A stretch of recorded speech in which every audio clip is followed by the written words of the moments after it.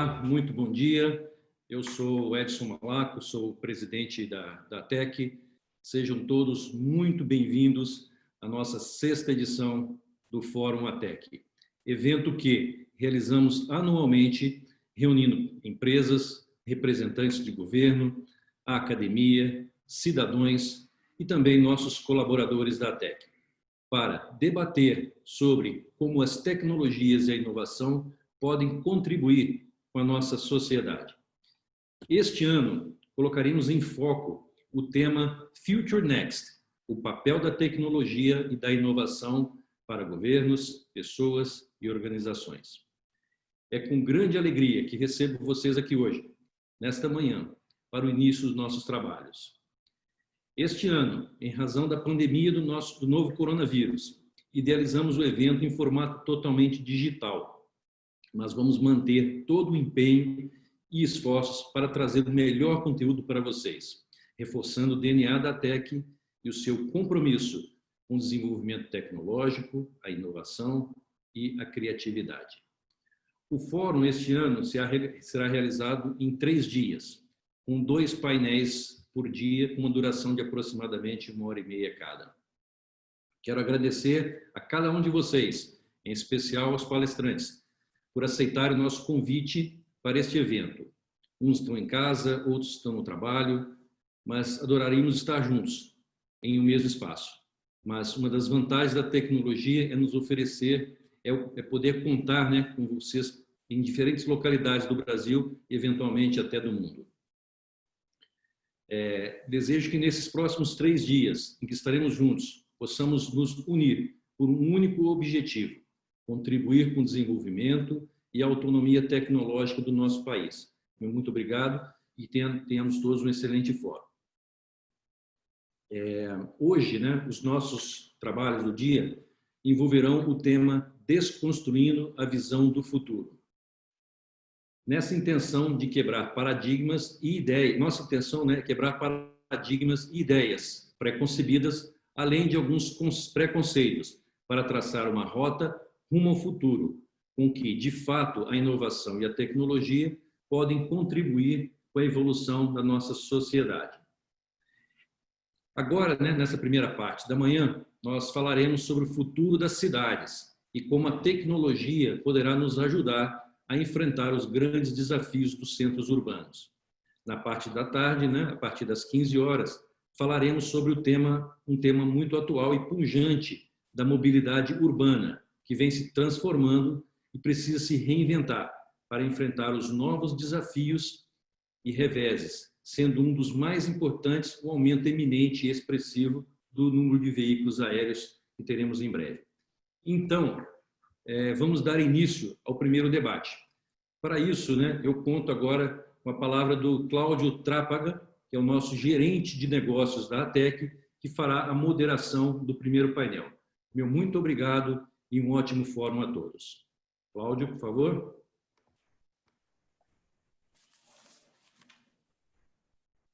Bom dia a todos. É com muita alegria que recebemos vocês no nosso 6º Fórum ATEC. Vamos iniciar o fórum com esse painel, cujo tema é o seguinte: Desafios urbanos. Qual o papel da tecnologia no futuro das cidades? Os nossos painelistas vão discutir algumas questões que envolvem o emprego da tecnologia como um fator relevante na transformação urbana. Os painelistas vão compartilhar as suas experiências, conhecimentos e vão discutir sobre os impactos causados pela tecnologia, principalmente nos campos da gestão, mobilidade, meio ambiente e segurança pública. Antes de dar início e apresentar os nossos painelistas, eu gostaria de dar um aviso. Nós vamos ter ao final do debate, nós vamos ter um espaço para que você que está participando possa fazer a sua pergunta. Para isso, nós vamos usar o recurso da própria ferramenta do Zoom. Vocês observarem na parte inferior da sua tela, nós temos lá um ícone Questions and Answers, Q&A, onde vocês poderão clicar e digitar a sua pergunta. Então, no espaço, no tempo do nosso painel, nós vamos fazer essa pergunta que você gerou, que você elaborou para os nossos painelistas. Bom, seguindo então em frente, eu vou apresentar os nossos painelistas. Primeiro, nós estamos contando aí com a presença do chefe de divisão de comando de policiamento de choque da Polícia Militar do Estado de São Paulo, o Major Paulo Augusto Aguilar, mestre bacharel em Ciências Policiais, de Segurança e Ordem Pública. É especialista em gerenciamento de incidentes, crises, resgate de reféns e desativação de bombas, além de pesquisador do Centro de Altos Estudos de Segurança da própria Polícia Militar de São Paulo. Foi comandante de Força Patrulha e Força Tática, de Pelotão de Operações Especiais do COI, de Pelotão de Controle e Distúrbios Civis lá do 3º Batalhão e de Equipe Tática e Subcomandante do GAT. Teve participação também como adito no Comando de Policiamento de Choque no Centro de Coordenação de Defesa da Área do Exército Brasileiro durante a Copa do Mundo, em 2014, e dos Jogos Olímpicos de 2016. Major Aguilar, seja bem-vindo. Bom dia, Cláudio. É um prazer tê-lo aqui. Bom dia, palestrantes, painelistas e bom dia ao público e obrigado por estarem aqui. O nosso segundo painelista é o secretário de Inovação e Desenvolvimento Econômico de São José dos Campos, o senhor Alberto Alves Marques Filho, engenheiro naval de formação, tem uma atuação muito forte no setor público. Foi secretário de Esportes e Lazer entre 2005 e 2008, secretário de Educação entre 2009 e 2012, presidente da União Nacional dos Dirigentes de Educação no período de 2011 e 2013, até 2013. E ainda tem uma atuação no segmento privado, é um empresário. Secretário, uma satisfação tê-lo aqui. Muito obrigado por ter aceito o nosso convite. Eu que agradeço, Cláudio.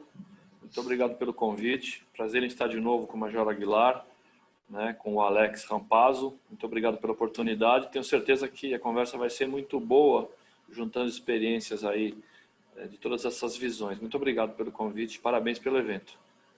Muito obrigado. Agora nós vamos convidar o nosso terceiro painelista, o engenheiro florestal Alex Paivo Rampazzo, especialista em Direito Público e em Gestão Pública.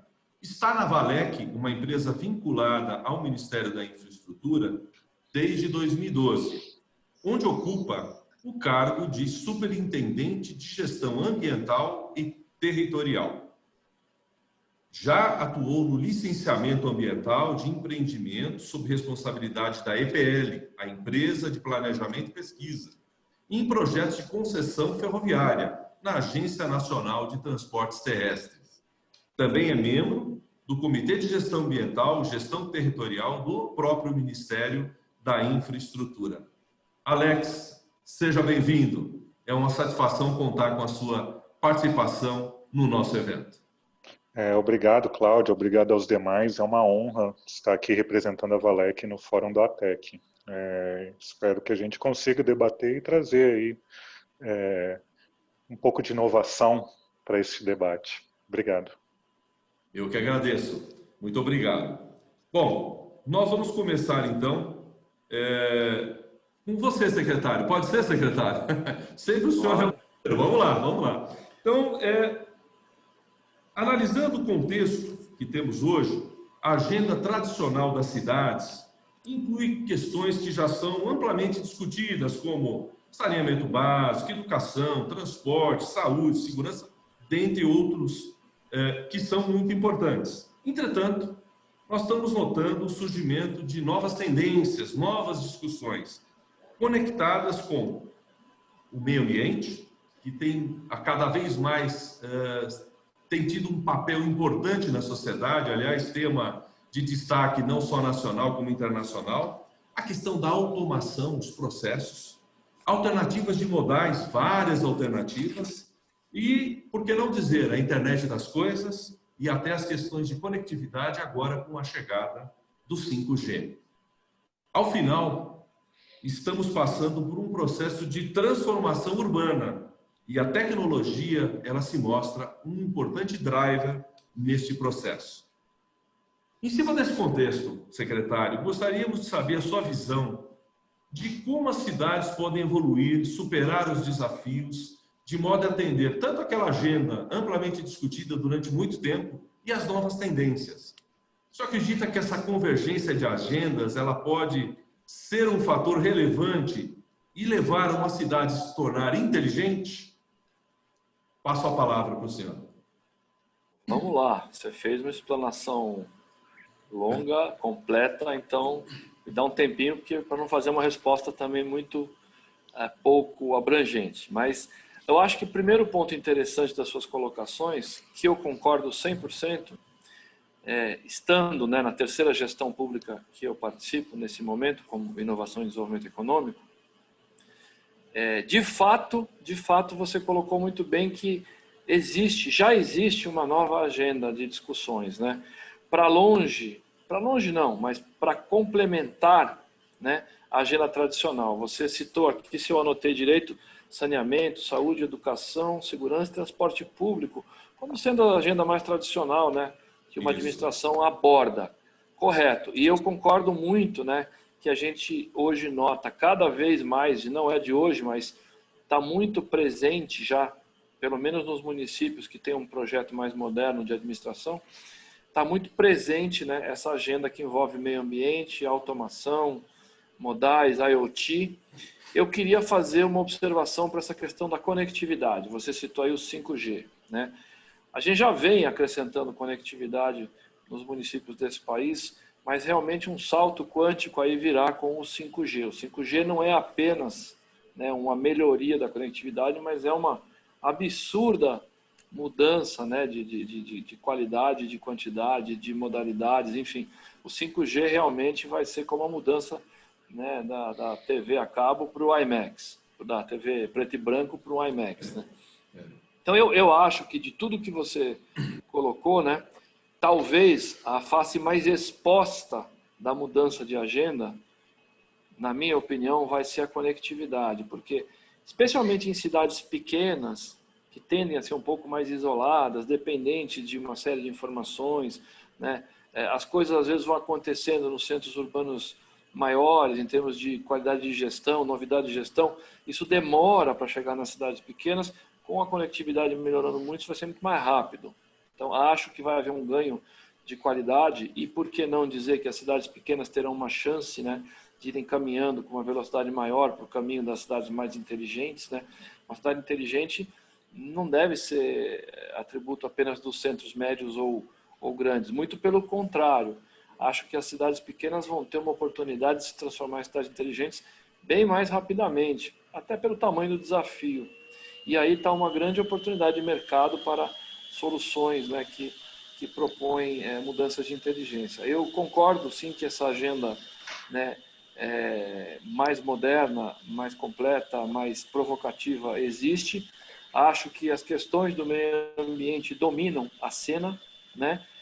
Não tem mais como a gente pensar numa administração pública séria que não leve em consideração em tudo o que faz, né, as questões de sustentabilidade, as questões ligadas aí à internet das coisas, né, e trazem oportunidades muito grandes, especialmente na ponta do cidadão, né? Eu entendo, por exemplo, que as questões de saúde, para não me alongar demais, as questões de saúde, elas vão caminhar para um modelo, né, em maior ou menor tempo aqui ou acolá, mas elas vão caminhar, por exemplo, para que a telemedicina possa cumprir um papel importante, né? Não é mais possível você imaginar que você vai ter um profissional de saúde concursado, sentado num consultório que foi construído com investimento enorme, né, de uma unidade de saúde física que tem custos de manutenção, né, custeios pesados para a máquina pública, enfim.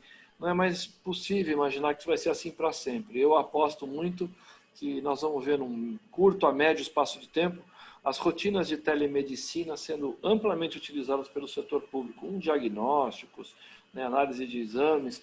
Acho que também, para mais do que a telemedicina, apostaria também com bastante certeza de que nós vamos ver em breve a questão da dispensação dos medicamentos, né? Você não faz mais sentido as pessoas se deslocarem, saírem das suas casas, entrarem num ônibus, ir até uma central, buscar o seu remédio de uso continuado. Isso não existe. Muito em breve, né, o poder público vai ter convênios com a rede privada, anote o que eu estou falando aí, né, de farmácias, e o cidadão vai poder buscar a medicação aonde quiser, na farmácia perto da sua casa, e o poder público vai ter que ter algum tipo de acerto, né, com essas farmácias para que remunere, né, a entrega desses remédios. Então, no nível da saúde, isso que eu falei só é possível com muita tecnologia. Você imagina o controle sobre o dinheiro público para você pagar um medicamento entregue numa farmácia de bairro. Mas nós vamos chegar nisso e vamos chegar muito rápido. Existem outras questões, mas para não alongar muito na saúde, eu acho que essas duas vão ser dominantes, né? Na questão do saneamento, né, que eu acho que também é a face mais exposta aí da questão ambiental, né? Você ainda convive no Brasil com desafios de saneamento enormes, né? Eu acho que tecnologias como o aumento da capacidade das estações de tratamento com mídias ou placas que estimulam 100, 200 vezes a atividade de bactérias já presentes em determinados ecossistemas aí que precisam ser purificados, eu acho que isso vai ser cada vez mais comum, né? E aí nós vamos ter, felizmente, lição de casa para os municípios terem o saneamento em dia, né? Então tudo isso é muita tecnologia, né? Eu já vi algumas tecnologias que multiplicam por 10 ou 12 a capacidade, né, de performance de uma estação de tratamento. Então isso tem que ser colocado a preços mais acessíveis e rapidamente, né? Do ponto de vista de segurança, eu acho que aí é um misto, né, de instalação de câmeras que tem capacidade de captura de imagens com softwares de análise, os chamados analytics, que detectam, né, comportamentos distintos, condutas suspeitas e que já automaticamente abrem essas imagens no grande centro de controle, já manda uma mensagem aí para a central de policiamento, que já dispensa uma viatura que já vai com tablet levando as imagens da ocorrência, a pessoa já chega, o policial, né, já chega, seja ele da Guarda Civil, da Polícia Militar, já chega no local da ocorrência devidamente informado do que ele vai encontrar, né, já vai muito mais preparado para uma ocorrência, vendo em real time as imagens, tudo isso é real, isso já existe, inclusive, né, salvando vidas e evitando furtos, assaltos, etc. Né? Eu acho que do ponto de vista do transporte público, aí sim eu acho que a revolução é total, né? Se tem uma área que vai ter que se reinventar, né, é a área do transporte público, né? Aí você citou na sua fala inicial novos modais, mas eu acho que é bastante mais do que isso. Novos sistemas, compartilhamento de veículo, compartilhamento de sistemas do público até com o privado, flexibilidade de rota, variação de preço. Acho que um programa moderno de transporte público vai permitir que as operadoras, né, possam oferecer em rotas distintas, preços distintos, para que possam ser competitivos aí com Uber, competitivos com car sharing e o que já tem aí no mercado. Então, eu acho que todo esse cenário, né, que caminha para que a cidade se torne mais inteligente, tudo que eu falei depende massivamente de tecnologia, né? Então, se a gente observa, né, uma dificuldade, hoje à tarde deve sair o CAGED, né, o Cadastro Geral lá de Empregados e Desempregados. O nosso país já vive há alguns anos, né, um cenário muito claro, né, de redução gradativa dos postos formais de trabalho, porque o mundo mudou, porque a vida mudou e porque isso é bom, entre aspas, né? Você perde postos físicos de trabalho, mas você cria uma infinidade de postos virtuais. Então as pessoas estão se reinventando. Se o CAGED sistematicamente tem mostrado, né, uma trajetória mais difícil para a geração de novos empregos formais, físicos, né? Por outro lado, aumenta muito a quantidade de microempreendedores que se regularizam mês após mês. Então, esses microempreendedores precisarão demandar tecnologia para executar suas funções. Isso cria uma base de novas oportunidades. Então, uma coisa mais ou menos equilibra a outra, né? Na Europa, eles têm lá uma pesquisa já de alguns anos que dizem que os números se equivalem, né? O que você desmonta de empregos formais é mais ou menos aquilo que você oferece de novas modalidades de oportunidades de negócio no mercado para que pessoas abracem e forneçam essa tecnologia. Então, Cláudio, finalizando, que eu já falei demais, né? Eu sou absolutamente fã de tecnologia. Acho que todas essas áreas que você citou, ela é definitiva para que essa nova agenda se complemente com a agenda tradicional. Isso. Não acredito que as administrações vão poder abrir mão de falar de saúde, óbvio que não, de educação, de saúde pública, de segurança, Lógico. mas com uma agenda mais moderna. Então, é isso que eu enxergo aí para os próximos anos. Muito bom, palavras boas. Muito obrigado por compartilhar toda essa sua experiência na gestão pública. Eu agora vou passar a palavra para o nosso Major Aguilar. Major, gostaríamos de falar um pouquinho sobre o impacto dessas agendas, a tradicional e essa de tendências, amplamente apresentada já pelo secretário, onde a evolução tecnológica ela tem um papel muito importante, ficou evidenciado isso. O uso dos conceitos hoje, por que não dizer Big Data, Data Mining, Business Intelligence, os analíticos, dentre outros. Trata-se de uma verdadeira transformação, com impacto nos diversos segmentos, inclusive no da segurança pública. Aí, nós gostaríamos de saber a sua visão, como essa transformação está impactando os segmentos de segurança pública, em especial as operações policiais. O secretário já comentou um pouquinho sobre a possibilidade ou já a realidade de você ter essa consciência lá na ponta, em quem está realizando, né, a operação. Mas em casos de operações conjuntas, eu acho muito importante falar sobre isso, a gente sempre discute isso, né, Major?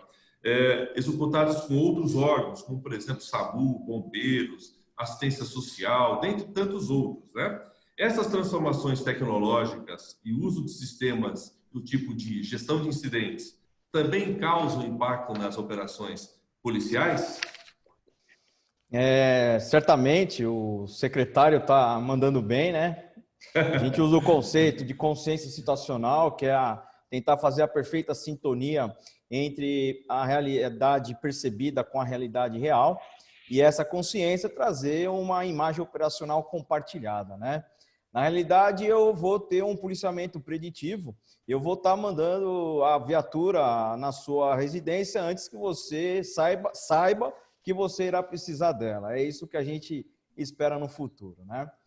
Mas é importante a gente ter uma grande noção que a gente vem num ambiente que vem de um conceito de 1990, né, do Colégio de Armas norte-americano, o conceito de VUCA. De alguma forma, todo mundo já ouviu falar sobre isso, né? Ambientes voláteis, incertos, complexos e ambíguos. E nisso, esse termo ficou durante muito tempo quieto, calado, né? Só que ele encontra nessa grande revolução da Revolução Industrial, a quarta Revolução Industrial, trazida por Klaus Schwab no Fórum Econômico de Davos, em que ele lança o seu livro. E essa substância, que é a quarta Revolução Industrial, foi uma substância catalisadora do ambiente VUCA. Por isso que esse termo é tão famoso, só que esse termo, que VUCA, que reflete um termo da década de 90, que ele reflete o fronte de batalha, né, que o soldado americano vivia, hoje ele é totalmente catalisado pela quarta revolução. Então, os ambientes hoje, as empresas, o próprio segmento privado, eles são totalmente voláteis, incertos, complexos e ambíguos. Hoje, o setor público e privado, a segurança pública e privada, tem uma ambiguidade, aonde começa uma, é onde começa outra. Ele é totalmente integrado, ele é totalmente colaborativo, né? Na parte do Big Data, né? O que seria o Big Data? É toda essa parte de dados não estruturados que são produzidos, né? O termo ele surge nos anos 2000 e eles são produzidos diariamente 15 petabytes de dados, isso de dados estruturados e não estruturados. E o que eu quero dizer com isso? são vídeos, textos, áudios, imagens, redes sociais. Tudo isso vai pelos IoTs, por esses sensores, sendo acumulados nos centros de fusão. Entre esses centros de fusão, nós temos os copons, né? Os 11 copons distribuídos no estado de São Paulo, eles formam uma ecologia de big data, né? De grandes dados. E esse ecossistema, né? Ele acaba tendo uma forma de minerar esses dados. E aí vem o conceito de data mining, né? Que é o quê? Trazer a mineração, trazer o que é relevante desses dados. Porque não adianta eu ter dado se eu não trazer relevância para quem vai estar decidindo sobre esse dado. Né? É importante a gente frisar também esse grande conceito da internet das coisas. A internet das coisas, ela nada mais é do que uma comunicação entre as coisas, né? E então isso passa pelo conceito de comando e controle, comunicação. A comunicação estabelecida tanto entre as pessoas, como entre a voz do comandante que chega do mais alto ao mais baixo escalão, como com a polícia militar, o Estado com a sociedade. Esse sistema, esse fluxo, inclusive o fluxo reverso da população para o Estado, ele é muito importante, né? E o IoT, ele resumidamente, ele trata do quê? Ele trata dessa revolução entre as coisas, né? Produtos, serviços, lugares. E as pessoas, por meio de plataformas e tecnologias conectadas. Inclui-se aqui as redes sociais, propiciando essa ultravelocidade das comunicações que a gente tem visto bastante, né? Vale lembrar um exemplo disso, né? Aonde eu quero chegar na parte de incidentes, que Jaqueline Mourad, em outubro de 2018, ela compartilhou seu descontentamento com impostos em uma postagem no Facebook. Ocorreram 6 milhões de compartilhamentos em 54 minutos, dando-se início ao movimento que nós conhecemos hoje como coletes amarelos, que aconteceu lá na França, né? A tecnologia e a digitalização, né, a transformação digital, elas trouxeram essa divisão que o secretário comentou. O mundo nunca mais será igual. Ela trouxe a fragmentação do status quo, né? A fragmentação do mainstream. Hoje, o cidadão ele está empoderado. Basta ele ter um smartphone para ele ser ouvido mundialmente, alterando significativamente a forma dominante de como ocorrem as relações entre as coisas e as pessoas por meio das plataformas e tecnologias digitais. E aí é nesse contexto que merece extrema atenção nas questões de políticas públicas e segurança pública, frente a esses novos cenários, porque existem relações entre as pessoas. E hoje ela é agravada de forma exponencial entre as coisas, entre essas plataformas. Então, quando a gente fala na parte de mobilidade, eu tenho que, como é que eu vou trazer o tratamento de gestão de incidentes envolvendo transportes em massa, quando ocorrem vítimas em massa? Como que eu vou trazer o supply chain, a parte de logística de atendimento em massa, envolvendo o transporte, a logística de pessoas feridas, com o tempo em real time, para que vidas sejam salvas e a cada minuto isso seja feito mais rápido, porque a cada minuto que se passa, vidas são perdidas. Então, hoje não basta dar uma resposta. A resposta ela tem que ser com ultra velocidade. Hoje, todos estão interconectados. Essa inflexão do mundo, a gente costuma dizer, do mundo físico para o digital, elas rompem as distâncias, né? Elas permitem onde que as pessoas, elas distantes uma das outras, a quilômetros, elas comemorem juntas, mundialmente um evento, né? Copa do Mundo, Olimpíadas, muito fluxo de WhatsApp, Instagram, grandes comunicações. Eu me lembro, na época da Copa, Olimpíadas, os meios de comunicação eles divulgavam quantos chats eram comentados, quantos posts eram postados, né, nos vários tipos de plataformas. Mas também que elas se manifestem juntas mas também que elas se frustrem juntas, de forma conjunta. E aí que começa a trazer os problemas.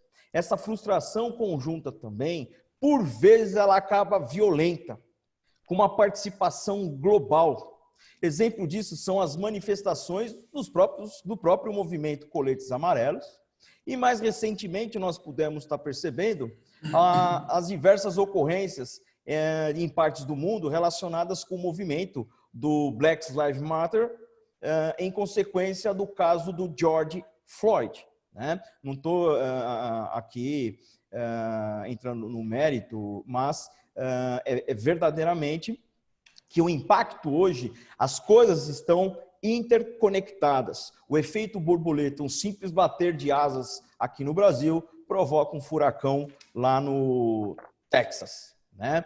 E nesse contexto que a parte de comando de incidentes, o principal requisito disso é a flexibilização. O que significa isso? Um comando unificado, uma padronização de resposta, uma interoperabilidade das comunicações, dos IoTs, né? Quando eu falo IoT, eu não estou falando só em sensores cibernéticos. O sensor cibernético, ele passa por meio de um cabeamento que hoje é digital e também por meios analógicos. E como que eu vou fundir AM com a parte de meios digitais para que eu consiga formar um ecossistema de comunicação e fazer com que a Polícia Militar, com que o Estado, Polícia Civil, Instituto de Criminalística, ele consiga, por exemplo, se antecipar a um grande incidente envolvendo transportes em massa. E quando eu chegue nesse local, eu consigo obter as informações que o secretário Alberto já me passe por questão de mineração de dados, daquelas pessoas que estão feridas. Mas essas questões são as questões de saúde. Por exemplo, chega uma ambulância, uma unidade de resgate, uma USA do Corpo de Bombeiros no local. Numa simples biometria facial ou uma biometria do polegar, palmar ou até de íris, né? É um portal de biometria. É possível fazer já anamnese, eu já puxo todo o histórico de atendimento que essa pessoa tem durante o seu histórico médico. Então, ali, os médicos que estão no local, com as botas no chão, a gente tem o conceito de boots on the ground, né?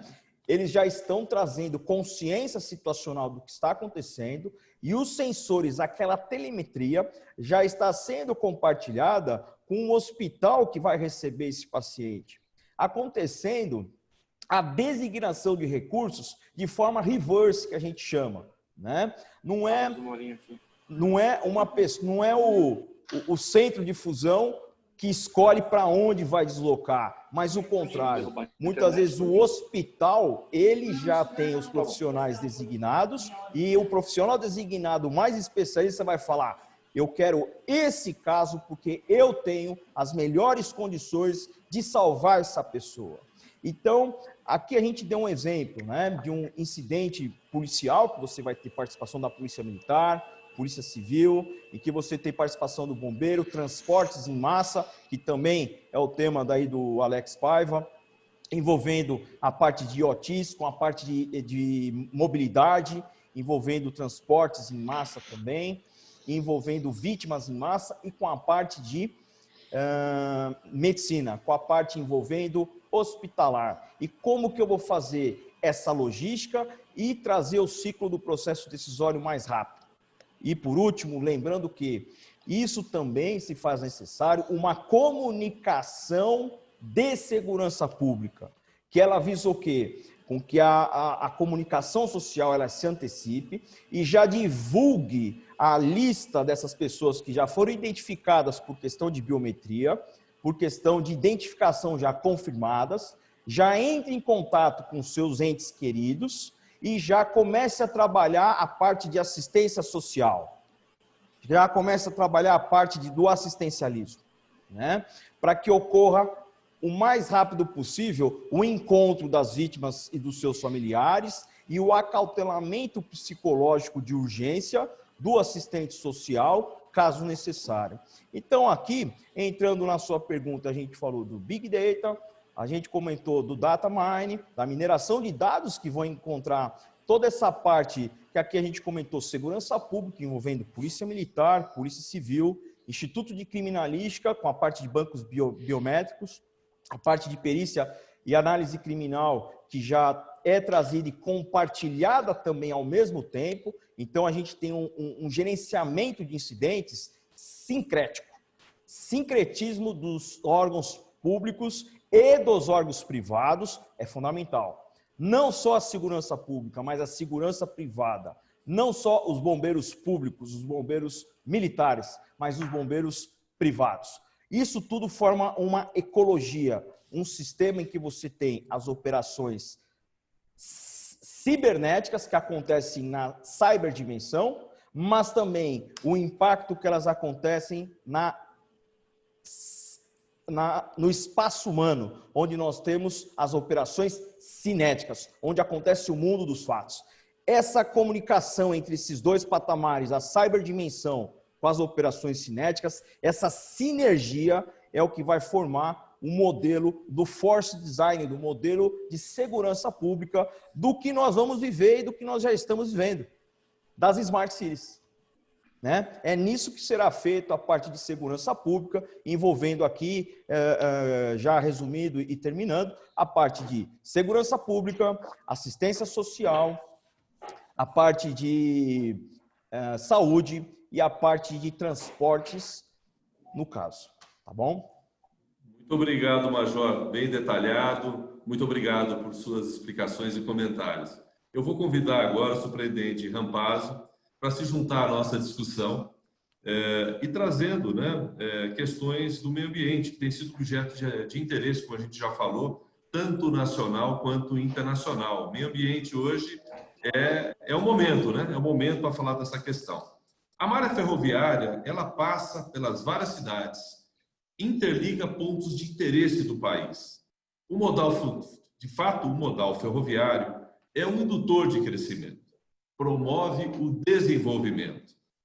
Nesse cenário, as informações detalhadas sobre a geografia dos empreendimentos ferroviários, assim como o tratamento dos dados ambientais, são fundamentais para minimizar os impactos causados nas cidades que estão em torno dessa trilha ferroviária. De fato, a transformação tecnológica, a agenda do meio ambiente e a presença da malha ferroviária impactam a gestão e o futuro das cidades. Com base nisso, engenheiro Rampazzo, considerando esse cenário e vários dos dados são processados na fase de projeto, né? Nesse caso, dos projetos ferroviários, com análise de possíveis impactos, sejam ambientais ou de outra natureza, na sua visão, como a transformação tecnológica, a agenda do meio ambiente e a presença da malha ferroviária podem convergir de forma colaborativa para propiciar o desenvolvimento das cidades? A pergunta não para aí, tem mais um pouquinho. Baseada na sua experiência e a participação em diversos empreendimentos, sempre atento às questões ambientais, poderia comentar também sobre a influência que uma ferrovia pode ter no desenvolvimento da cidade? Bom dia a todos. Bom dia a todos. Então, observando tudo isso, né, e até o contexto de como o mundo tem reagido às questões ambientais, e aí desde a década de 60, provavelmente com o livro Primavera Silenciosa, da Rachel Carson, que trouxe à tona a questão da problemática ambiental, e passando pelo Clube de Roma, Acordo de Estocolmo, enfim, série de acordos ambientais internacionais, o meio ambiente entrou na voga das discussões e, como os nossos colegas falaram, acredito que não irá sair tão cedo. Eu acredito que 3 palavras nortearão o futuro nesse aspecto: sustentabilidade, resiliência e eficiência. Por sustentabilidade, eu entendo um tripé, que envolve o lado econômico, o lado social e o lado ambiental. Muitas vezes a gente vê algumas empresas, algumas pessoas falando sustentabilidade empresarial, sustentabilidade econômica. Não, só existe uma sustentabilidade. É a sustentabilidade que pegue esse tripé econômico, social e ambiental. Não adianta nós focarmos todas as nossas energias somente em um dos lados, porque isso não é sustentável. Não adianta eu focar toda minha energia no lado ambiental se eu não prever também inputs econômicos e se eu também não prever a sociedade que permeia aquele meio ambiente. Então, a gente, ao trabalhar em sustentabilidade, a gente, para que ela seja perene, seja, desculpe a redundância, mas sustentável, ou seja, caminhe a longos passos pela eternidade, eu tenho que aliar o lado econômico, prevendo a entrada de recursos, para que esses recursos permeiem o lado social e a sociedade em si possa proteger o meio ambiente. Então, isso tem que estar ligado. A resiliência é um princípio da sustentabilidade. O que seria a resiliência? Seria a nossa capacidade de voltar a um estado natural, um estado normal, depois de um impacto. Nada melhor do que falar de resiliência agora no meio dessa pandemia. Ou seja, estamos sofrendo impacto e cidades mais resilientes, sociedades mais resilientes, terão maior capacidade de voltar a um estado normal. E aquelas menos resilientes terão maior dificuldade. Resiliência e sustentabilidade são intimamente ligados, como eu falei, é um princípio da sustentabilidade. Empresas resilientes, elas conseguem sofrer um impacto econômico, mas ela tem a capacidade de voltar ao patamar anterior e até mesmo evoluir daquele patamar. Sociedades também conseguem absorver impactos de forma mais estruturada. E a mesma coisa o meio ambiente. E na questão da resiliência, a inovação, a tecnologia e a infraestrutura aumentam a nossa resiliência. Então, voltando, por exemplo, à situação do Covid que nós passamos, aquelas sociedades que são baseadas na inovação, têm uma estrutura tecnológica avançada, por exemplo, a indústria farmacêutica avançada de pesquisa, ciência e tecnologia, conseguirão desenvolver mecanismos antes de outros e conseguirão voltar ao normal, conseguirão achar uma vacina, conseguirão achar um tratamento profilático. E isso pode ser aplicado a qualquer uma das áreas, na segurança pública, enfim, na infraestrutura.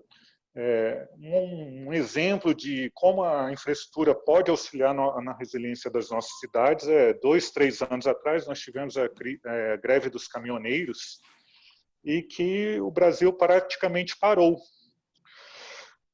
Aumentando a diversidade da nossa matriz viária, aumentando a nossa infraestrutura, nós teríamos condições de ter ultrapassado aquela crise, aquela greve dos caminhoneiros com maior facilidade, melhorando a nossa resiliência. E é nesse ponto. Maior diversidade, maior infraestrutura, maior capacidade de inovação e tecnologia aumentam a resiliência das nossas cidades. E também a terceira palavra-chave que eu coloquei é eficiência. Eficiência, vou colocar uma tradução bem simples, é fazer mais com menos. Isso é ser eficiente. Existem vários significados, enfim, a administração traz de vários conceitos, eficiência, eficácia, efetividade, mas eu acho que eficiência é o que melhor exemplifica o mundo hoje. Cada vez mais precisamos fazer mais com menos. Vivemos em um mundo que é um ciclo fechado. Não entra recurso nesse mundo. Não tem nenhuma nave de fora do planeta trazendo mais ferro, mais água, mais recursos naturais para a gente. E conforme a segunda lei da termodinâmica, né, que traz da entropia, a gente sempre vai ir de um estado de uma energia de maior complexidade para uma energia de menor complexidade. Ou seja, esses recursos vão, para serem trabalhados, sempre vão precisar de um aumento da energia fornecida. Olha, o que eu quero dizer com isso? Por exemplo, a água, o recurso hídrico. Muito se debate sobre a questão hídrica recentemente. Tivemos também uma crise hídrica aí 2, 3 anos atrás, enfim, que eu acredito que com as tecnologias, inovações que os governantes e as sociedades puseram no racionamento, enfim, na distribuição e no tratamento, resolveram a curto, médio prazo a situação, mas não podemos deixar. Mas a água que antes, no início do século, tinha um custo para ser tratado, com o passar dos anos esse custo vai ser maior. Por quê? Questão de poluição. Então a entropia vai nisso. Mesma coisa, o ferro que antes era abundante, cada vez mais para fazer uma mineração de ferro, enfim, eu vou ter que escavar minas mais profundas em regiões mais afastadas. Então a eficiência é isso. A gente vive através de recursos limitados, recursos que não são repostos, e a gente tem que começar a ter mais inteligência para tratar com esses recursos. E nesse ponto, a ampliação da nossa diversidade da nossa matriz de transporte, né, observando as questões socioambientais, melhoram a resiliência de nossas cidades. Mas para isso 3 pontos devem ser observados: a tecnologia e a inovação para melhorar a eficiência. Então, por exemplo, pegando o 14 bis e os modernos aviões que são feitos pela Embraer hoje, a grande diferença dele é a eficiência. Um 14 bis voa o quê? Alguns metros, não sei qual a altitude que chegou a ir. E hoje os aviões, os nossos modernos aviões fabricados pela Embraer, referência mundial em baixa emissão, capacidade de consumo reduzida, distância a ser percorrida. Estamos falando de 2 aviões. Em teoria, o conceito é o mesmo. O que mudou do 14 bis para os aviões modernos? Tecnologia e inovação.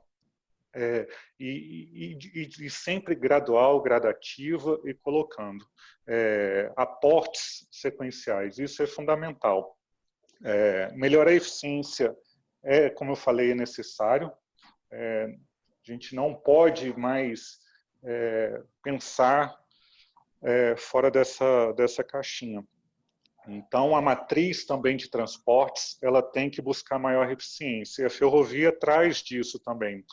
Fazendo a mesma comparação que eu fiz do 14 bis com os aviões da Embraer, trago a primeira ferrovia lançada pelo Barão de Mauá, as ferrovias que estão sendo planejadas hoje e lançadas. Como falei, a Valec tem seus projetos ferroviários, o Ministério da Infraestrutura está lançando outros projetos também.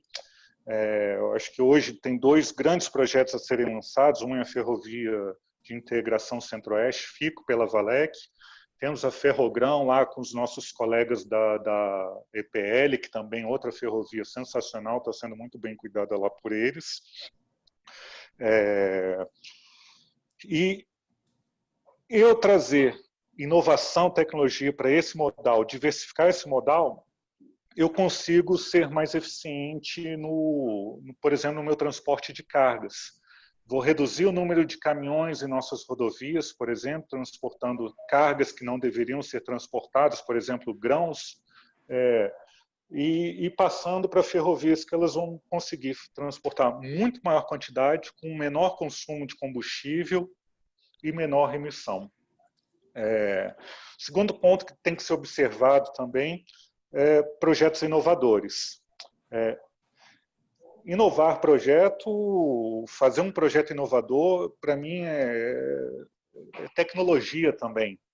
você pensar um pouco diferente em um projeto, e aí, por exemplo, trazendo novamente esses dois projetos ferroviários, você incorporar uma visão diferente sobre um mesmo problema, tentar pensar fora da caixinha, como as pessoas gostam de dizer, é fundamental. Por quê? Os problemas que nós tínhamos hoje são apresentados soluções, e essas soluções elas se adequam para aquele problema naquela época. Vivemos num mundo dinâmico, em que as mudanças são constantes.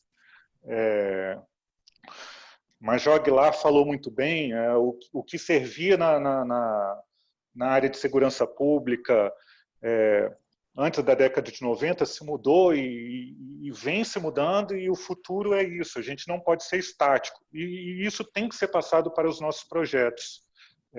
Inovar sempre nossos projetos e buscar novas soluções. Eu vou trazer aqui um outro exemplo para também permear como projetos inovadores podem nos trazer soluções. Nessa ferrovia, a FICO, Ferrovia de Integração Centro-Oeste, hoje é um dia muito importante para nós, para a Valec. Aqui estamos conseguindo licenciamento ambiental, licença de instalação para começar esse empreendimento. Foram 5 anos de estudos. O projeto que está sendo aprovado hoje no órgão ambiental, no IBAMA, ele não é o mesmo projeto, por exemplo, que foi estudado no IARIMA. O IBAMA ele veio fazendo exigências de fauna, de flora, para que nós estudássemos, por exemplo, as comunidades frágeis, quilombolas, indígenas, as cidades que são impactadas. E esse projeto, as alternativas locacionais, teve que ir evoluindo a ponto de mudar completamente a nossa visão sobre o projeto que foi apresentado há 5 anos e o projeto que está hoje. Então, a análise de dados, a análise da informação, tudo aquilo como é tratado, e aí, por exemplo, ferramentas, Cláudio, que você tratou para o Major Paulo, o Business Intelligence, o BI, né? Tudo isso auxilia muito a gente. O sistema de informações geográficas, BIM, enfim, a gente hoje vive num mundo moderno e contemporâneo que nós temos que começar, a tecnologia, as ferramentas estão aí, temos que começar a unir essas ferramentas em torno de um projeto só. E o terceiro e último ponto, já linkando isso, é a comunicação e análise de dados. Muito se fala que vivemos num mundo conectado. Eu tenho minha certa dúvida se esse mundo está conectado mesmo. Eu acho que existe a ferramenta, mas nós utilizamos as ferramentas ainda, utilizamos a chave de fenda para bater o prego. E com a tecnologia da informação é a mesma coisa. Hoje todos nós temos telefones com GPS, mas, por exemplo, os nossos semáforos não conseguem detectar se tem pessoas ou carros vindos. E tanto carro quanto pessoas têm GPS. Semáforos esses poderiam ligar, um exemplo bem prático, bem cotidiano, poderiam ficar verde ou vermelho conforme o fluxo de carros e pessoas se aproximando. Os metrôs poderiam analisar o fluxo de pessoas saindo do trabalho. Hoje isso é feito com Covid para verificar se a quarentena está sendo ou não respeitada, se verifica o fluxo de celulares em uma determinada região fora de seus domicílios. Isso é uma tecnologia que existe. Mas eu não sei por que nós não utilizamos essas tecnologias existentes de forma integrada para construir cidades resilientes, cidades eficazes e cidades sustentáveis. Então, o que eu acredito dentro dessas 3 palavras que eu trouxe, sustentabilidade, resiliência e eficiência, a inovação e a tecnologia, a diversidade do modal de transportes é fundamental. E dentro dessa diversidade, o modal ferroviário ele tem sim muito a contribuir. Eu acho que é um pouco disso. Muito obrigado, muito detalhado, agregou muita informação. Muito obrigado pelas suas palavras. O nosso evento é virtual, como vocês sabem, mas aquela plaquinha, né, que aparece, faltam 5 minutos, faltam 3 minutos, ela acaba aparecendo aqui para mim. Então, nós temos uma segunda rodada de perguntas. Eu acho que essa primeira rodada foi ótima, os senhores deram muita informação, estão de parabéns. Tenho certeza que os nossos participantes estão aproveitando muito esse compartilhamento de conhecimento. Aliás, é o DNA desse fórum, compartilhar conhecimento, experiência profissional. Então, vocês estão de parabéns, essa primeira rodada foi sensacional, com as informações que os senhores trouxeram. Eu vou fazer uma segunda rodada, vou pedir para a gente ser um pouquinho mais sucinto, para haver tempo para abrir para perguntas dos participantes. Eu estou já identificando aqui várias perguntas e eu gostaria de fazer para os senhores. Mas eu queria, então, passar rapidamente por uma segunda rodada. E aí eu vou pedir que os senhores sejam um pouquinho mais sucintos nessa segunda rodada. Senão, nós vamos ter um corte aí da nossa conversa, que será horrível. Tá bom? Então, eu vou retomar ao secretário. Gostaria que ele comentasse essa questão da tecnologia, como que ela pode ajudar nessas questões de definição de política pública, tomada de ações, para promover de fato essa transformação urbana, sempre visando o quê? A melhoria da qualidade de vida do cidadão. E se o seu secretário acredita que este é o caminho para que as cidades, de fato, se tornem inteligentes? Eu, às vezes, falar que a cidade vai se tornar inteligente parece, às vezes, ser um pouco agressivo. Então, a cidade não é inteligente. Hoje, não, ela é. Ela tem inteligência, mas dentro desse novo conceito de cidades inteligentes, que a gente tem ouvido bastante. Hoje temos até normas, métricas internacionais, nacionais, via BNT, por exemplo, para a gente acompanhar a evolução das cidades. Secretário, por favor. Então, vamos lá. O ponto central da sua colocação, eu vou ser o mais breve possível aqui, é como é que toda essa profusão de tecnologias funciona como diretriz, funciona como balizamento para políticas públicas. Então, essa é a excelente pergunta.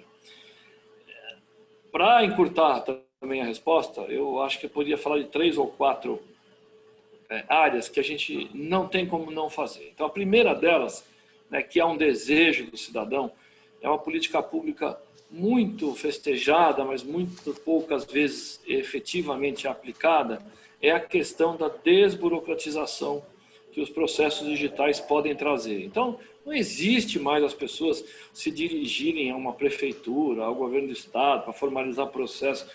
Não existe mais um negócio desse no mundo que nós vivemos atualmente. Nós precisamos, urgentemente, de criar todo um caminho digital para que as pessoas abram processos, retirem certidões, verifiquem dados, consultem impostos, não importa.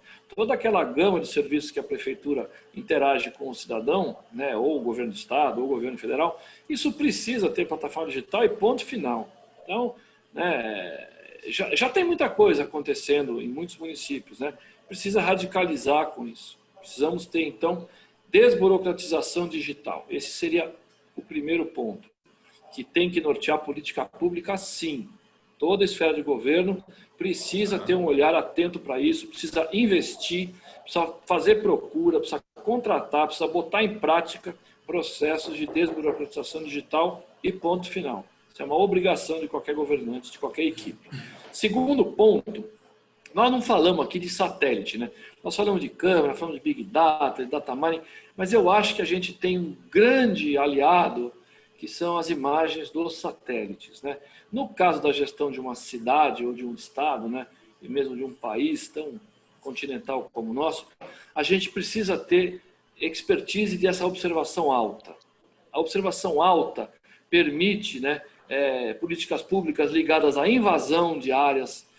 Com uma observação alta preditiva, você inibe que as pessoas vão para a beira do rio, construam casas, e você inibe loteamentos irregulares.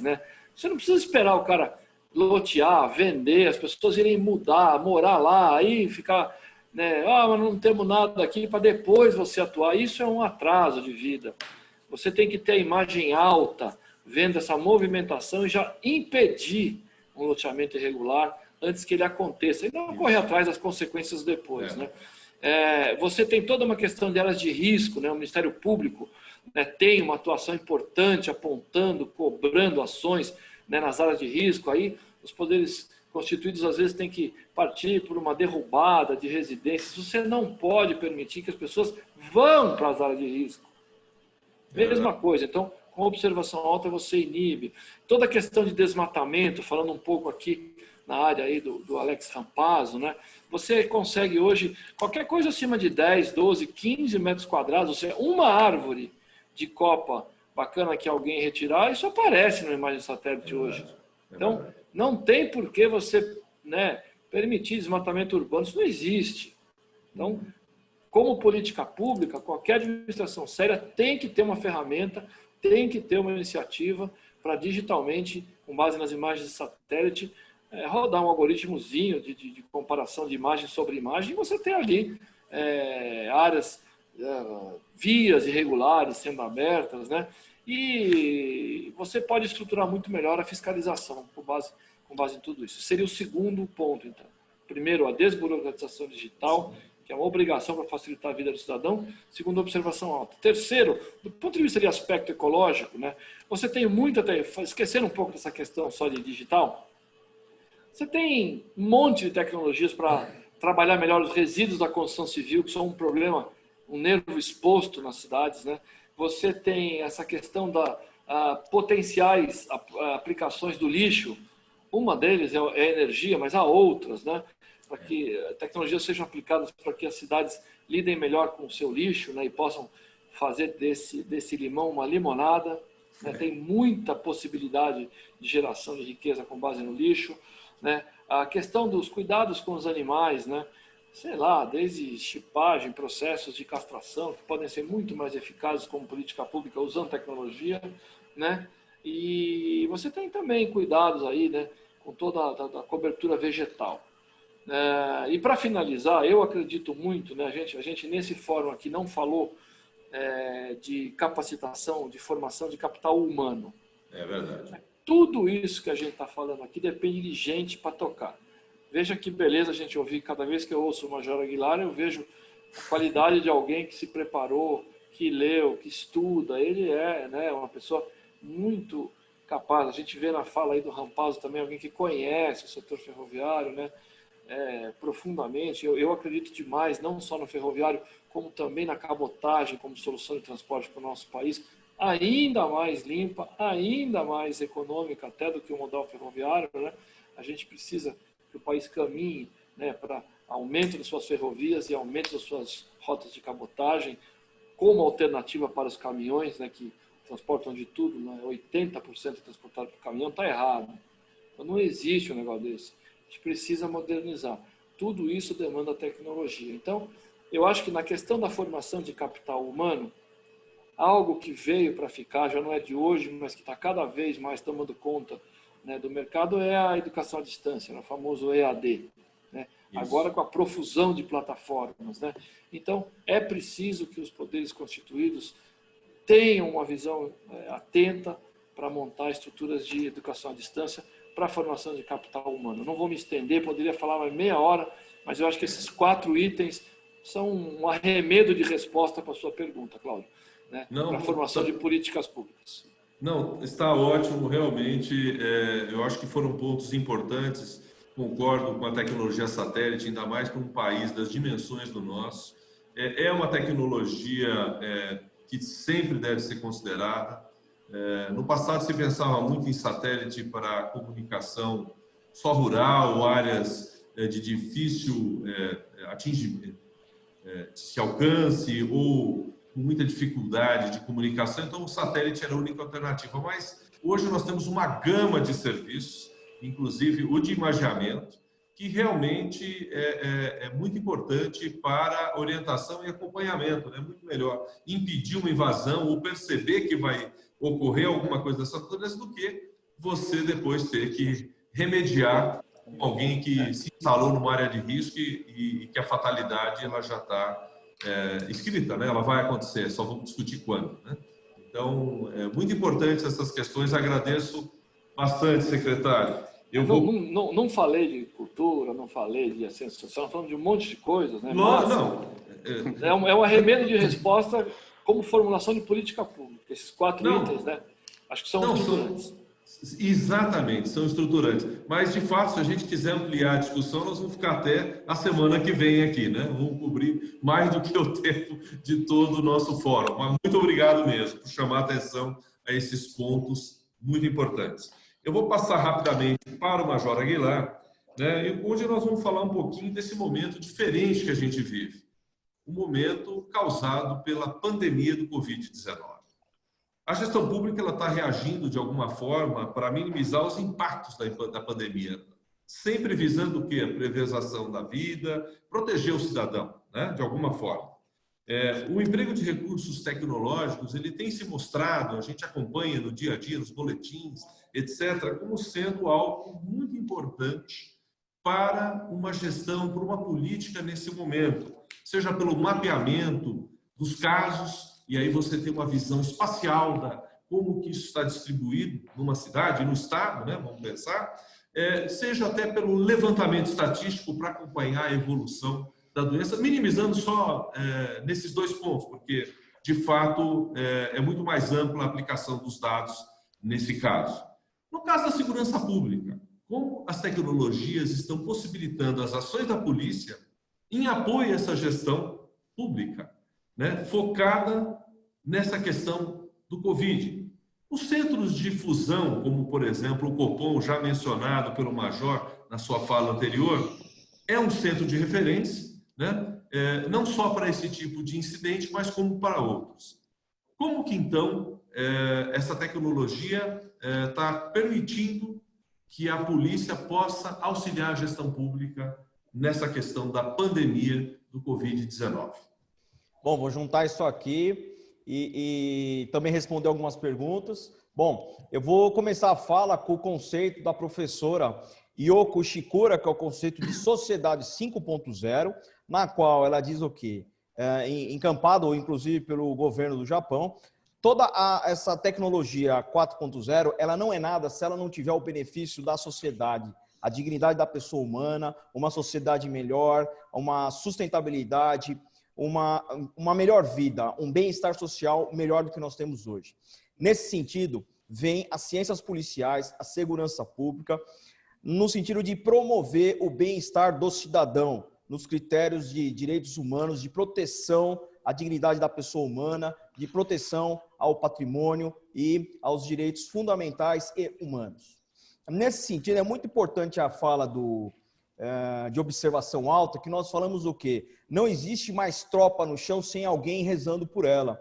Esse alguém significa o quê? Os satélites ou os sistemas de vantes ou drones. A Polícia Militar tem adquirido vantes e drones, e isso é muito importante, porque eles trazem consciência situacional. Eles vão trazer as imagens de um determinado ponto, um simples chamado 190 em um determinado setor censitário, que recebe um insight muito grande de chamadas, um outlier, ele já starta que alguma coisa de errado está acontecendo ali, e você já pode startar um VANT, ele já te traz a imagem de real time, o que está acontecendo ali, já compartilha com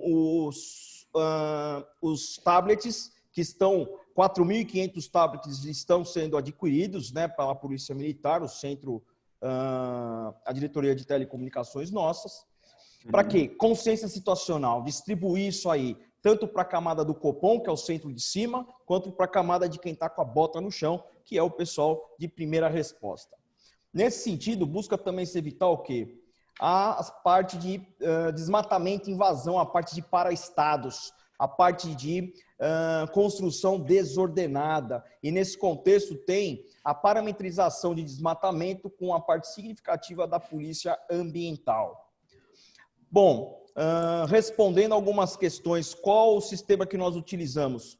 Nós utilizamos o sistema de comando de incidentes, que é chamado National Incident Management System, em camada supra-incidental, em camada de nível COPOM, em camada de centro de fusão. Em camada nível local, Incident Command System, que é o SICOI, utilizado pelo Corpo de Bombeiros, que é o sistema adotado também no estado de São Paulo. Então, falando a pergunta, já respondendo aqui uma pergunta. Bom, uma outra aqui, a questão de aumento da tecnologia na cidade e sua relação com a privacidade do cidadão. Sim, veja, na dimensão humana, o que vale é a força. E na cyberdimensão, o que vale são as informações. Então, realmente, o Estado vai ter que, com a lei de proteção de dados, trazer uma maior proteção e campanhas de proteção. Assim como as pessoas se protegem de roubos, de furtos, são orientadas a ter esses procedimentos, cabe ao Estado acautelar esse direito fundamental também, que é o direito à internet, a estar integrado com o meio digital.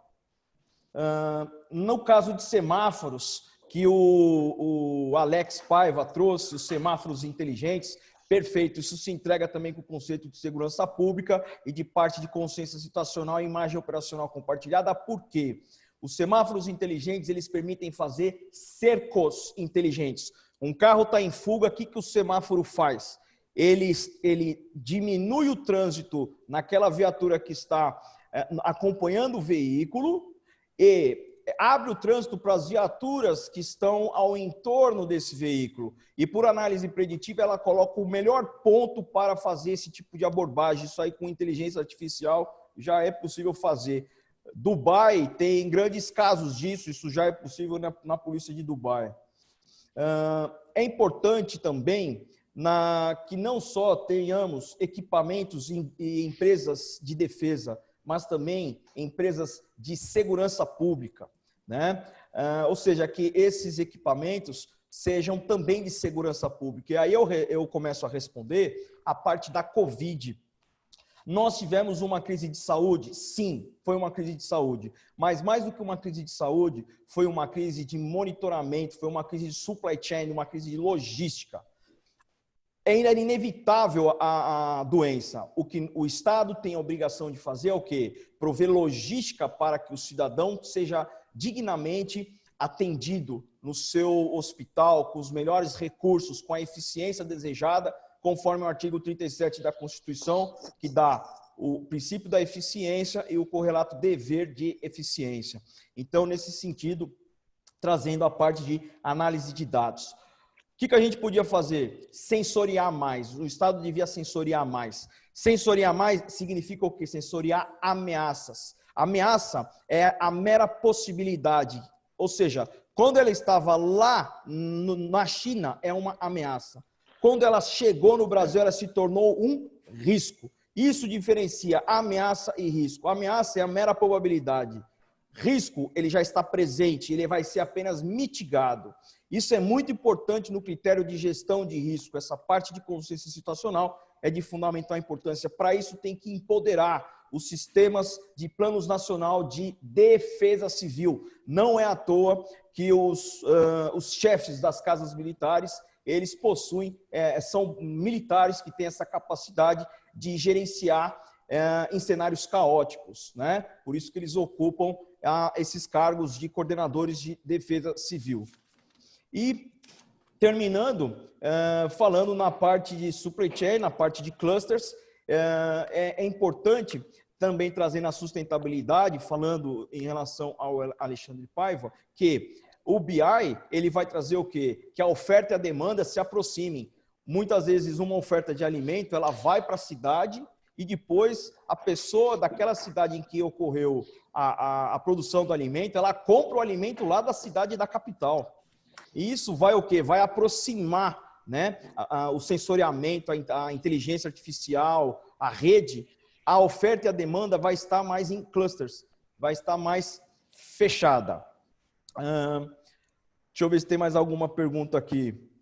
Vocês acreditam? As perguntas dos nossos participantes, eu vou trazê-las no finalzinho. Ok. Eu agradeço até por ter já antecipado algumas respostas Como o nosso tempo está ficando já curto, eu gostaria de uma última palavra do Rampazzo. Eu tenho um questionamento a ele. Depois eu vou trazer as questões que são o que é muito bom, né? Que gerou e despertou interesse dos nossos participantes. Eu vou trazer algumas e aí vocês vão ter de forma ampla de se pronunciar. Obrigado, Major. Desculpe, eu vou passar então agora a palavra para o Rampazzo, né? Onde a gente traz a seguinte questão, né? Essa capilaridade da malha ferroviária ampla, a ampla coleta de dados ambientais, operacionais, dentre outros, ferramentas de fusão de dados, são utilizados para o controle e a gestão da própria operação ferroviária. Nesse sentido, como esse modal, empregando as tecnologias, colabora com a efetiva transformação das cidades, por onde passam os seus trilhos, seja na questão ambiental ou de outra natureza?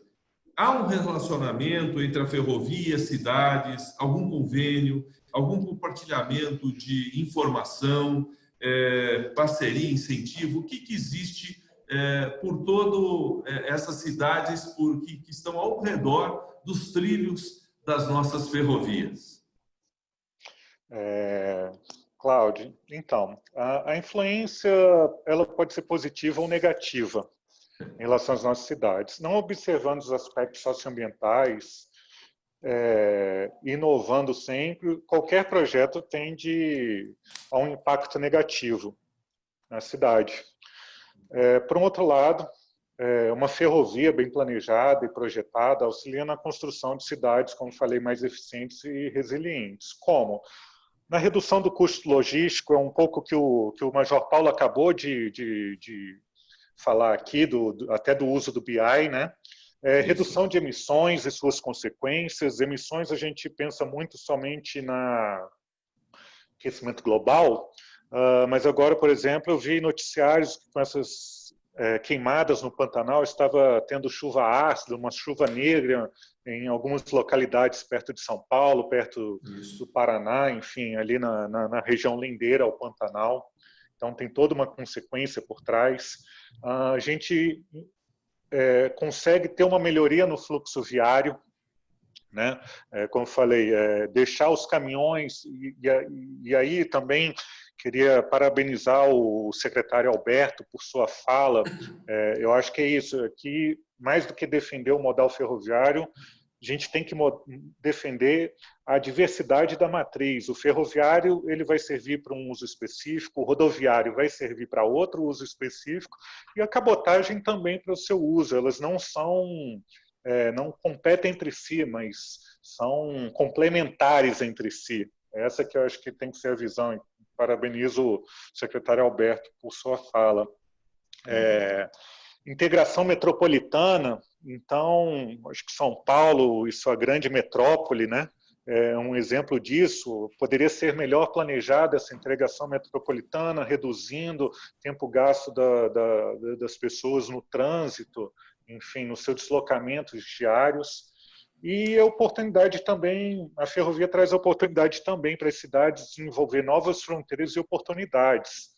Exemplos, áreas que não tinha-se acesso, não eram agricultáveis, não podia ser instalado uma indústria, enfim. Diversificar a infraestrutura, a possibilidade da ferrovia, ela traz essa abertura de nova fronteira. É o que está sendo feito, por exemplo, na região centro-oeste, com as ferrovias estão sendo implantadas. Para isso, como os demais, tanto o Major quanto o secretário Alberto falaram, é fundamental a análise de dados e o sensoriamento remoto. Quando a gente está falando de satélite ou de vantes, drones, enfim, o que a gente está falando é sensoriamento remoto. É a capacidade de ver sem estar lá presente, né? Vamos resumir assim. Aqui na Valec a gente trabalha muito com sensoriamento remoto, temos um trabalho já tanto com drones quanto satélites para fazer o monitoramento da faixa de domínio, evitar as invasões. Com isso, evitando as invasões, a gente demanda menos os agentes de segurança pública para atuar na debelação de certas invasões, possibilitando que eles estejam alocados em em situações mais importantes. Fazemos uma análise de dados multicritérios através de geoprocessamento. O geoprocessamento também é outra ferramenta que ela tem que ser melhor utilizada, ou seja, as cidades ocupam um espaço geográfico tamanho que sem geoprocessamento hoje, sem sensoriamento remoto, você não consegue fazer o uso e o planejamento adequado do espaço territorial. O BIM também é outra inovação que ele está chegando. Muito se fala em BIM, que é o Build Information Modeling, né? Ou modelagem da informação da construção, que é você adicionar camadas geométricas e não geométricas de informação de um mesmo projeto, adicionando dimensões temporais, dimensões, uma terceira eixo de dimensão, a dimensão ambiental, a própria dimensão da segurança pública, você consegue colocar a questão de custos e projetos, você consegue trabalhar no BIM. E o BI, eu acho que você tem que juntar tudo isso para trabalhar. E sim, as ferrovias elas têm um relacionamento íntimo com as cidades. Aqui na Valec, por exemplo, eu vou citar um exemplo. Aqui na nossa gestão ambiental, a gente deixou de ter uma gestão ambiental reativa, ou seja, apenas cumprindo condicionantes do licenciamento ambiental, para ter uma gestão ambiental proativa. Então, a gente está implementando, por exemplo, no município de Imperatriz, do Maranhão, estamos com um projeto de voluntariamente implementar um parque no município. Na última reserva, última área vegetada dentro do município, a área de Amazônia Legal. Na Bahia também, onde nós temos uma outra ferrovia, FIOL, a gente tem convênio com a Universidade Federal do Recôncavo Baiano para fazer estudos paleontológicos. Então, a gente sempre busca essa interação. Na Ferrovia Norte-Sul, no estado de São Paulo, Minas e Goiás, principalmente, e Tocantins, nós desenvolvemos um projeto de plantio compensatório. Atualmente, hoje, é o maior projeto de plantio compensatório da América Latina. Isso é pouco divulgado. A Valec está plantando aí mais de 5 milhões de mudas de espécies nativas do Cerrado e em mais de 1.400 hectares. E, inclusive, temos um viveiro instalado na cidade de Gurupi, dentro da Universidade Federal lá do Estado. Então, a gente busca fazer essas parcerias, esse convênio, para também difundir um pouco do nosso conhecimento. Acho que isso é fundamental. É isso, Cláudio. Eu não vou me delongar mais, porque eu sei que o tempo corre. Eu tô recebendo muitas mensagens aqui no WhatsApp, mas a sua explicação foi sensacional, agradeço muito. Eu tenho muitas perguntas dos participantes. O nosso tempo, infelizmente, ele está chegando ao fim. Então, eu, de forma aleatória, eu vou escolher uma pergunta e vou fazer para vocês. Vocês fiquem à vontade para responder. Eu tinha também mais uma pergunta, mas eu vou deixar a minha para uma próxima oportunidade e eu vou preferir fazer uma pergunta, então, dos nossos participantes. Para vocês três aí, quem quiser responder, ou vários, ou todos, aí cabe a vocês. O que um dos participantes, né, acho que juntaram duas perguntas, né? Temos uma defasagem grande de pessoas preparadas para lidar e pensar o uso de novas tecnologias para o planejamento das interações nas cidades. Como vocês enxergam este gap de conhecimento versus a velocidade que precisamos para acompanhar as mais modernas cidades do mundo? Vocês acreditam que o Brasil terá uma transformação urbana na mesma velocidade que vemos na Europa e Estados Unidos, por exemplo? A palavra está com vocês. A palavra é com vocês. Se me permite, Cláudio, não, eu acredito que não. E também espero que não. Por quê? São realidades distintas. Eu acho que a gente tem que começar a pensar o mundo com base na nossa realidade, no nosso meio ambiente, com base nas nossas características físicas ou geográficas e tentar criar os modelos. Realmente, há um gap do conhecimento e a necessidade desse conhecimento, isso tem que ser trabalhado, não tem como, esse gap existe não só no Brasil, mas em todo o mundo. Os problemas são mais rápidos que as soluções, né? Correm mais os problemas. E isso tem que ser trabalhado, mas isso tem que ser trabalhado, eu acho que com inteligência. Eu acho que a gente acreditar que uma solução que foi dada em um local, ela não necessariamente pode ser replicada aqui. Então, isso tem que ser analisado com muita calma, com muita sabedoria. Pode ser, a gente tem que aproveitar os pontos positivos do que for possível ser aproveitado, mas e descartar os negativos e chegar à nossa própria realidade. O Brasil é um país continental, enfim, se eu não me engano, o 5º maior país do mundo em termos de território, e as realidades são muito distintas. Pegando, por exemplo, o estado de São Paulo, só um estado, a realidade dentro de um estado já é muito distinta de uma cidade para outra. Imagina entre os estados, entre os diversos municípios, são mais de 6 mil municípios. Tem município, por exemplo, uma ferrovia está sendo construída, a Ferrogrão, lá pela EPL, está sendo estudada e, se tudo der certo, vai ser implantada. Tem município que é maior do que estados inteiros. A capital do município fica a 1.000 quilômetros de distância de onde se está. Olha a questão logística disso tudo. Então, acho que tem que ser analisado tudo com muita calma. E é um pouco isso. Gostaria de ouvir a palavra dos nossos colegas, hein? Secretário, Major, querem comentar? O Major pediu a palavra primeiro, fica à vontade. Faça um fechamentozinho aqui. Ok, então, eu vou nas lições de Silvio Meira, que ele é fundador do Porto Digital no Recife, né? Ele comenta muito sobre os desafios e ecossistemas de inovação a partir de parcerias do poder público e iniciativas privadas e as universidades, que se afastaram muito do poder público, principalmente da segurança pública, né? O Silvio Meira, em 96, ele esteve à frente da implantação da Caesar School, um processo que foi para atrair recursos humanos para Recife, para desenvolver problemas complexos. E aqui nós vemos os problemas de 4ª geração, que são os conflitos adaptativos complexos nas lições de Salvador Raza. Então, o que a gente percebe? Ele destaca, né, o Silvio Meira, a falta de visão que o Brasil tem de longo prazo para consolidar projetos como esses, né, de inovação. Transformação leva muito tempo e a computação não é vista como indústria no país.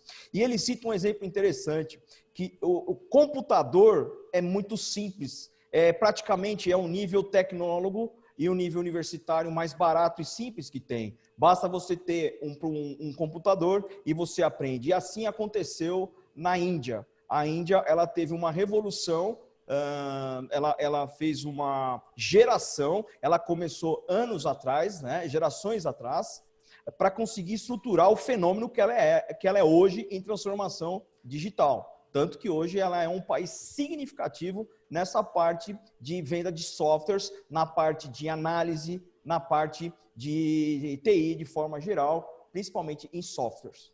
Esse é o que eu tinha para dizer. Obrigado, Major. Secretário.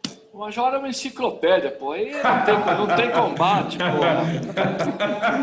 Mas dizendo que o Silvio Meira tem todo esse cabedal porque ele estudou, é formado aqui no ITA em São José dos Campos. É um cara cracaço.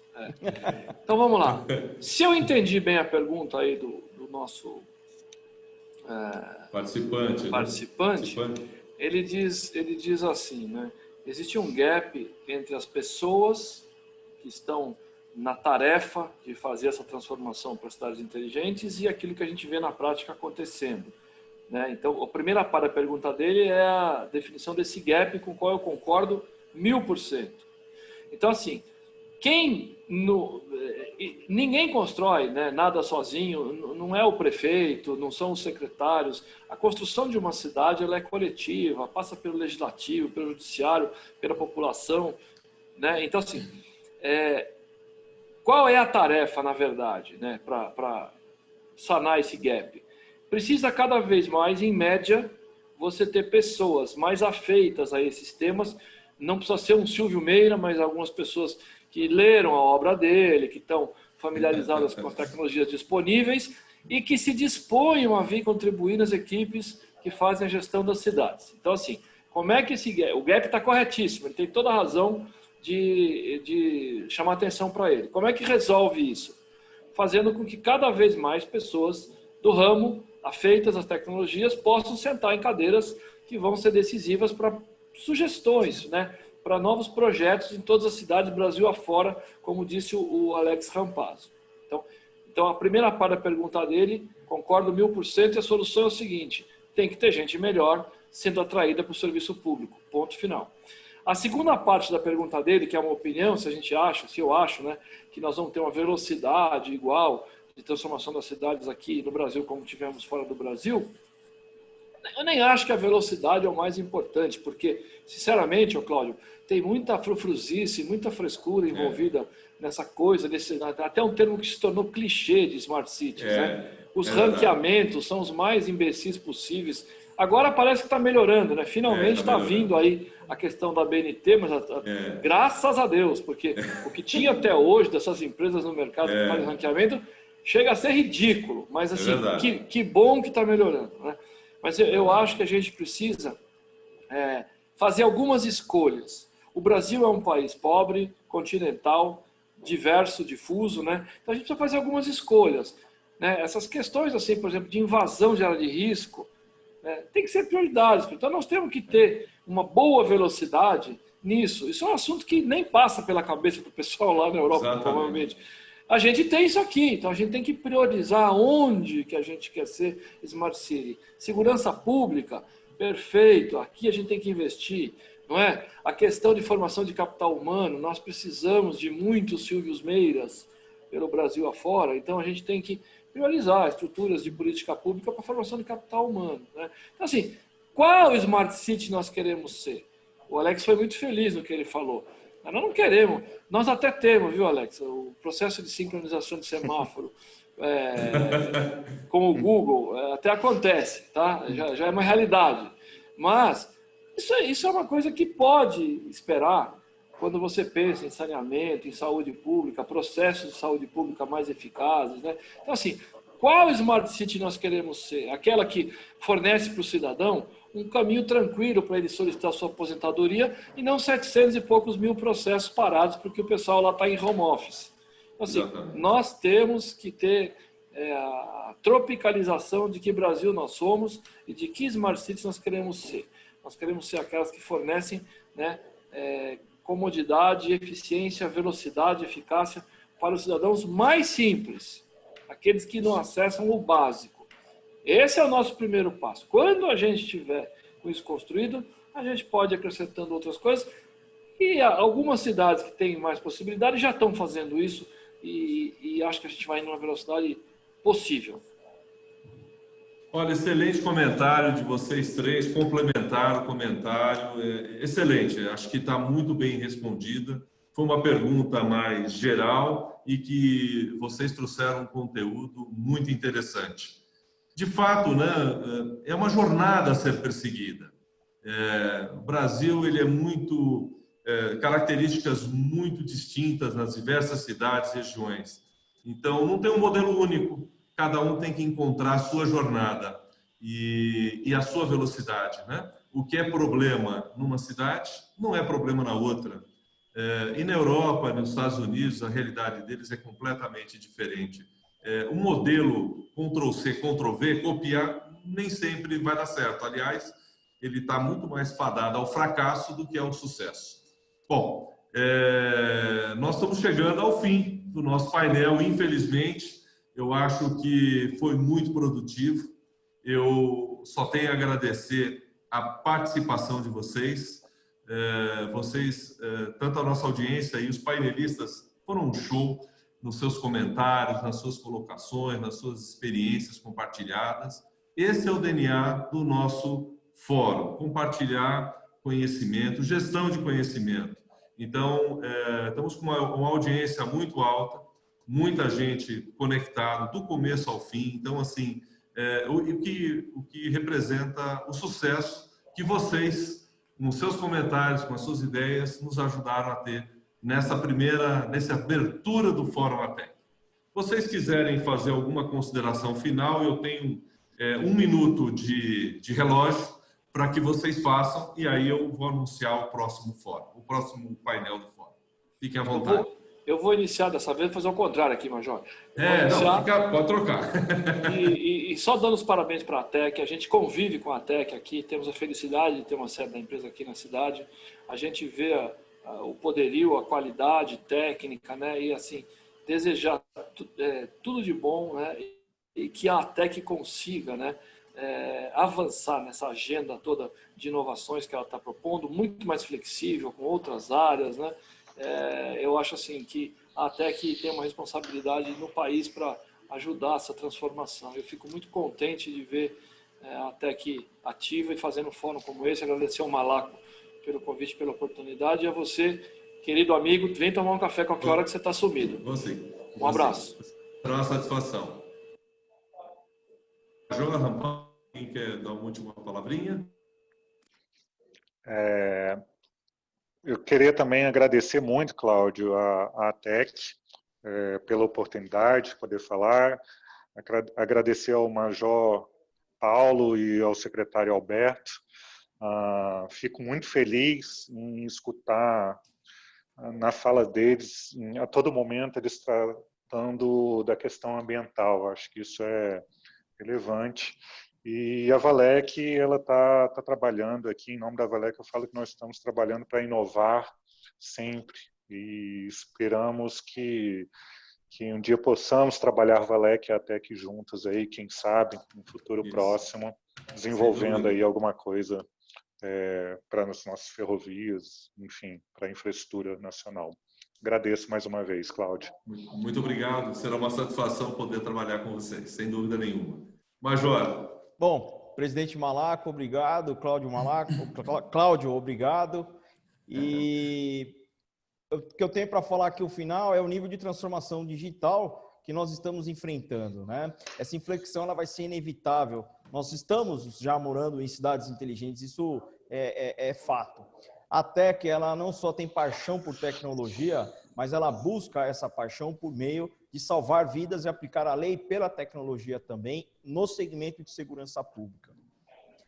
A Polícia Militar, assim como as ciências policiais, elas fazem o bem-estar social para trazer a vida em sociedade, instrumentalizando o direito. E com essas ferramentas digitais que trazem consciência situacional e uma imagem operacional compartilhada, ela traz um empoderamento para que as políticas públicas em segurança pública sejam mais rápidas, mais efetivas, mais resilientes para todos os segmentos, no quesito de sustentabilidade, meio ambiente, transportes em massa, direito à vida, incluindo todos os segmentos da sociedade participando nesse sentido.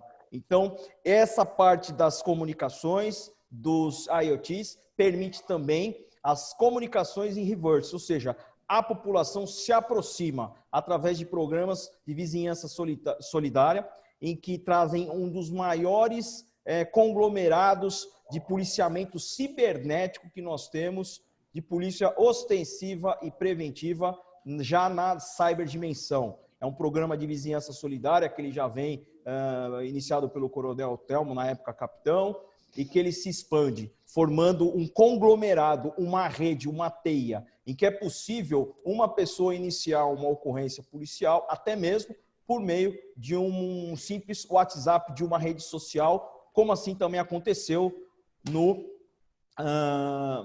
furacão Irma que aconteceu nos Estados Unidos, utilizando o Twitter para fazer o chamamento, né, nesses estados de calamidade. Só isso, muito obrigado e bom dia para os senhores.